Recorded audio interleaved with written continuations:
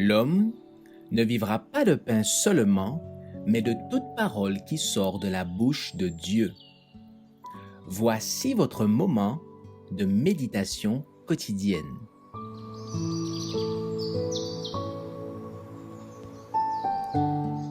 Maranatha.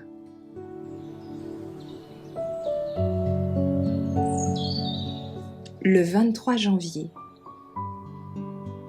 Intolérance et persécution. S'ils m'ont persécuté, ils vous persécuteront aussi. S'ils ont gardé ma parole, ils garderont aussi la vôtre. Jean 15, verset 20. Sous ces formes diverses, la persécution est la conséquence d'un principe qui subsistera tant que le christianisme sera vivant et aussi longtemps que Satan existera. Nul ne peut servir Dieu sans voir l'armée des ténèbres se dresser contre lui, sans être assailli par les mauvais anges, alarmés de voir leur proie leur échapper.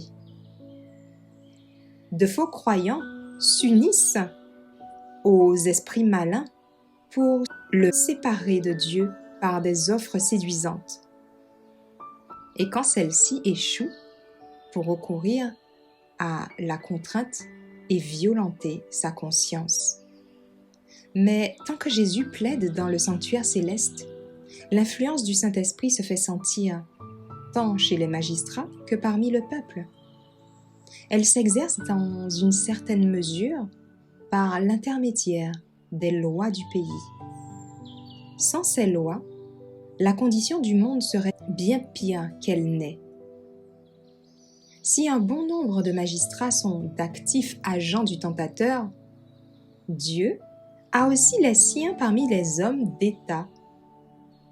Quand l'ennemi pousse ses affiliés à proposer des mesures de nature à entraver sérieusement la cause de la vérité, les anges inspirent à des hommes influents qui craignent Dieu des arguments irréfutables contre ses propositions. Ainsi, quelques hommes seront à même d'endiguer un puissant flot de rigueur et d'oppression de la part des ennemis de la vérité, flot qui eût empêché le message du troisième ange d'accomplir sa mission. L'avertissement final retiendra l'attention de ces hommes haut placés. Quelques-uns l'accepteront et feront partie du peuple de Dieu au cours du temps de détresse. Et vous, enfants de Sion, soyez dans l'allégresse et réjouissez-vous en l'Éternel, votre Dieu, car il vous donnera la pluie en son temps. Il vous enverra la pluie de la première et de l'arrière-saison, comme autrefois. Joël 2, verset 23. Dans les derniers jours, dit Dieu, je répandrai de mon esprit sur toute chair. Alors, quiconque invoquera le nom du Seigneur sera sauvé. Acte 2, versets 17 à 21.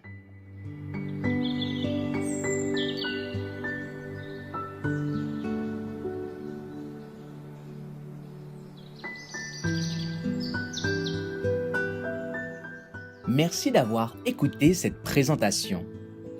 Assurez-vous de nous rejoindre demain pour votre moment de méditation quotidienne avec lereste.org.